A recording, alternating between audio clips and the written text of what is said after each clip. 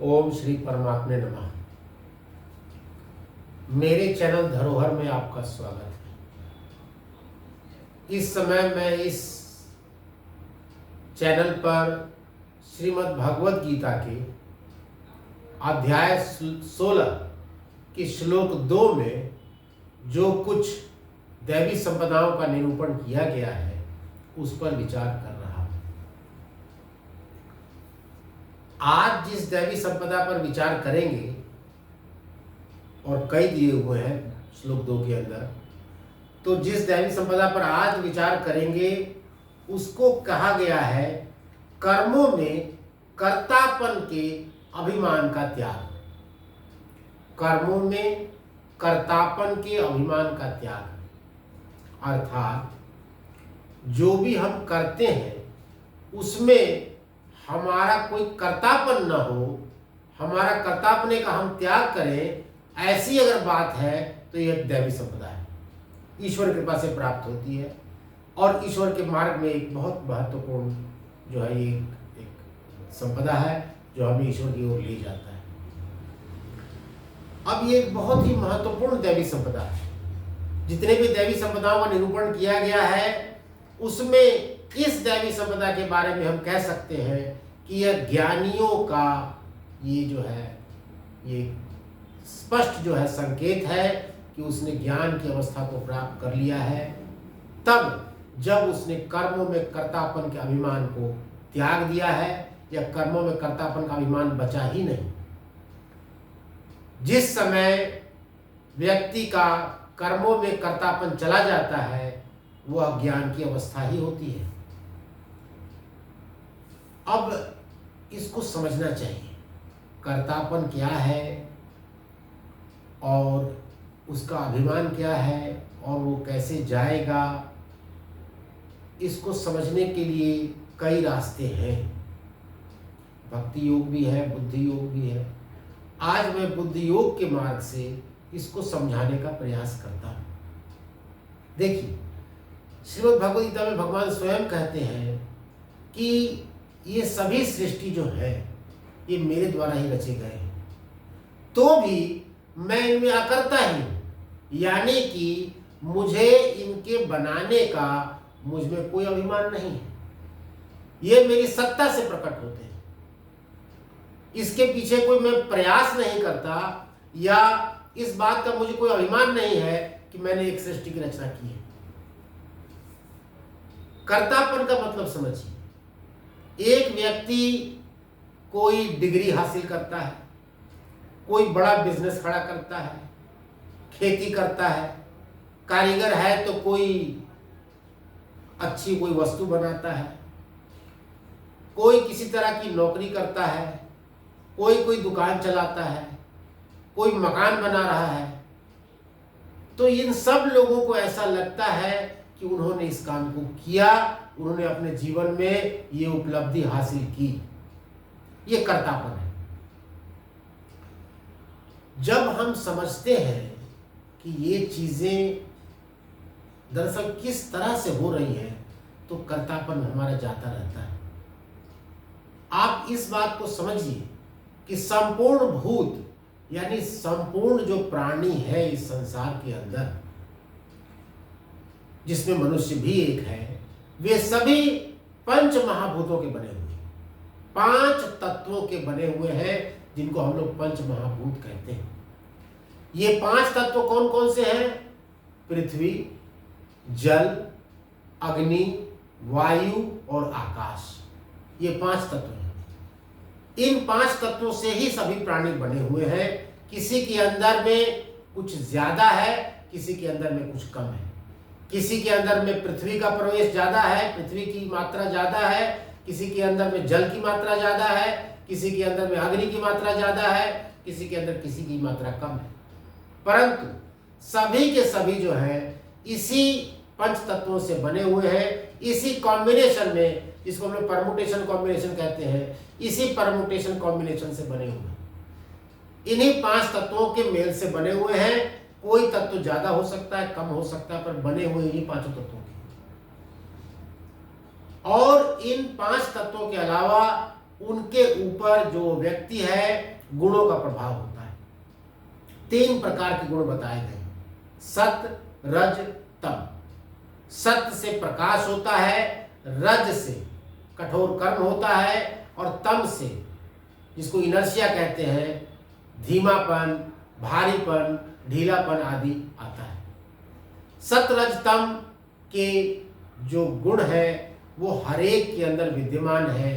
किसी के अंदर सत्य ज्यादा है तो रज और तम थोड़ा कम है, किसी के अंदर रज प्रभावी है तो सत्य और तम थोड़े कम है। कोई तामसी प्रकृति का है तो उसके अंदर रज और सत्य की कमी माई जाएगी, परंतु सभी के सभी लोग इन्हीं तीनों गुणों से बने हुए हैं। अब इन तीनों गुणों के प्रभाव से ही वो जीवन में अलग अलग किस्म के काम चुनते हैं। जिसके अंदर सत्य का प्रभाव अधिक रहेगा वो शिक्षा, ज्ञान, विद्या और शुभ कर्मों की ओर अग्रसर होता है। रज से जो प्रभावित अधिक है वह कठोर श्रम वाले काम करेगा, युद्ध करेगा और तरह तरह के परिश्रम वाले काम करेगा। जो तम के प्रभाव में है वो सुस्त रहेगा, उसमें आलस ज्यादा रहेगा, उसमें निद्रा ज्यादा रहेगी, उसमें चिंता ज्यादा रहेगी, आदि बातें उसके अंदर होने वाली है। परंतु समझना चाहिए कि शुद्ध रूप से कोई किसी एक गुण का नहीं बना होता।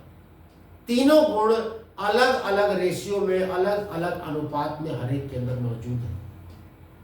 अब जो मैं कर रहा हूं वो किन चीजों पर निर्भर है। एक, जिस तरह की मुझे काया मिली है, यानी पंच तत्वों का जो मेरे अंदर रेशियो है, जो अनुपात है, जो शरीर की मेरी बनावट है, वह एक बात है। दूसरा, गुणों का मेरे ऊपर क्या प्रभाव है, वो दूसरी बात है। इन 2 कारणों से ही मैं अलग अलग किस्म के काम चुनता हूं और करता हूं।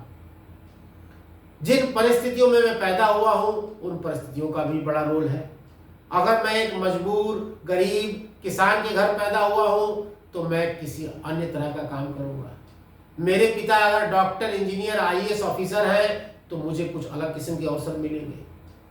तो जब हम गुणों के प्रभाव को, परिस्थितियों के प्रभाव को देखते हैं तो हम समझ जाते हैं इस बात को कि जो भी उपलब्धियां हम हासिल कर रहे हैं दरअसल वो इन्हीं और चीजों पर निर्भर है। वो जो मैं है, वो जो मैंपन खोजेगा उसके अंदर तो वो पाएगा कि उसमें मैं की कोई बात नहीं है। उसकी जगह उन अवसरों से, उन शक्तियों से, उन योग्यताओं से युक्त कोई भी और होता तो वह भी वही करता।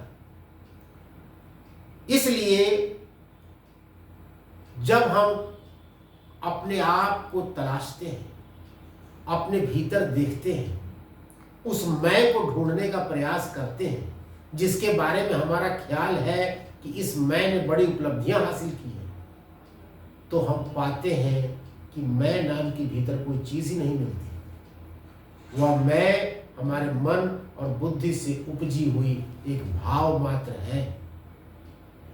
जब हम समझ जाते हैं कि कोई मैं का आधार नहीं है तो हमें ये समझ आता है कि कर्मों में जो हमारा कर्तापन है, जो हमारा ये भाव है कि हमने ये करके दिखा दिया, हमने जो है ये विश्व विजय कर लिया, हमने जो ये बड़ा खिताब जीत लिया, हम इस बात को समझते हैं कि यह सिर्फ पंचभूतों का और त्रिगुणों के मेल का खेल है, परिस्थितियों का जो है फल है।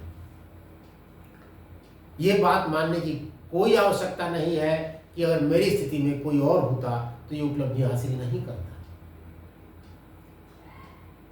मनुष्य जब पहचान लेता है कि पंचभूत क्या है, गुण क्या है, तो वो इस बात को समझने लगता है कि वो भी एक रोबोट ही है, एक मशीन ही है जिसको बिजली दी गई है और वो काम कर रहा है। उसी प्रकार से जैसे कि मनुष्य को ऊर्जा दी गई है और वो काम कर रहा है। जो मनुष्य का मूल स्वभाव है, जिसको हम लोग आत्मा कहते हैं, जिसको हम लोग परमात्म तत्व कहते हैं, वह कर्तृत्व में नहीं है, वो साक्षीपने में है। मनुष्य का मूल स्वभाव सिर्फ देखने का है, वह विटनेसर है, वो विटनेस करता है। चीजें गुणों के द्वारा होती है। पर ध्यान रहे कि ये बातें समझने में अभ्यास की आवश्यकता है। जब व्यक्ति ईश्वर की ओर अपना ध्यान मोड़ता है, अपने अंदर उठ रहे भावों का ईमानदारी से अवलोकन करता है, विश्लेषण करता है, तो वह पाएगा कि जो भी हो रहा है वो परमात्मा के नियमों के द्वारा हो रहा है। जब वो इस बात को समझने लगता है कि जो नियम परमात्मा ने बनाए हैं उसी कारण से सब हो रहा है, तो उसका कर्तापन जाने लगता है। उसमें का ये भाव कि मैंने ये किया, मुझे ये फल मिलना चाहिए, ये भाव जाने लगता है। कर्तापन का जाना ही मुक्ति का सबसे क्लियर इंडिकेशन, स्पष्ट संकेत है, क्योंकि वो अपने ईश्वर के जैसा होने लगता है जो कर्तापन के भाव से मुक्त है। ये एक कठिन विषय है और एक बार में समझने में भी कठिनाई होती है। जब मैं 3 गुणों के ऊपर जो 18वें अध्याय के अंदर दिए हुए हैं अलग से कुछ और वीडियोस बनाऊंगा, उनसे मिलाकर इस वीडियो को आप देखिएगा तो हो सकता है इसको आप बेहतर समझ पाइएगा। आप पाइएगा कि मैं जो है एक मृत तृष्णा है, जो है ईश्वर है और उसका विधान है, जो उसने लॉस बना दिए वही काम कर रहे हैं। मुझे उम्मीद है आपको किसी हद तक मेरी बात समझ आई होगी। कोई प्रश्न हो तो कमेंट बॉक्स में कमेंट करेंगे। धन्यवाद।